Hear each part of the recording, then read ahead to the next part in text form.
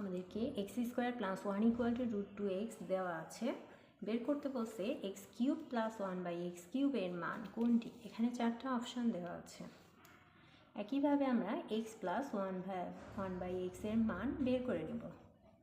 তার জন্যই এখানে এক্স গুণ আকারে আছে, এই পাশে ভাগ আকারে পাঠিয়ে দেব ইকুয়াল টু রুট টু। এখন দুইটাকে আলাদা আলাদাভাবে ভাগ করব। X square by x plus one by x equal to root two. এখন এক্স এক্স কেটে গেলে এখানে একটা এক্স থাকছে, x plus one by x equal to root two পেলাম।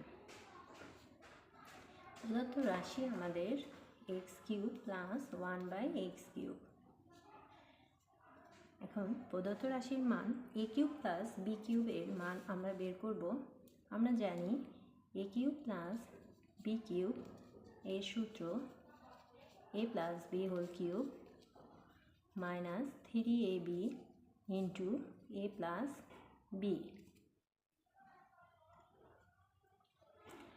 তাহলে X cube plus one by x কিউবের সূত্র হবে X plus one by X এর whole cube A plus B whole cube minus three A B into A plus B. এই সূত্র অনুযায়ী আমরা বসিয়ে নিলাম। এখন এক্স এক্স উপরে নিচে কেটে গেল। আমাদের এক্স প্লাস ওয়ান বাই এক্সের মান পেয়েছি রুট টু, তার কিউব মাইনাস থ্রি ইন্টু এটার মান রুট টু। এখন রুট টুকে তিনবার গুণ করতে হবে, অর্থাৎ root two into root two into root two.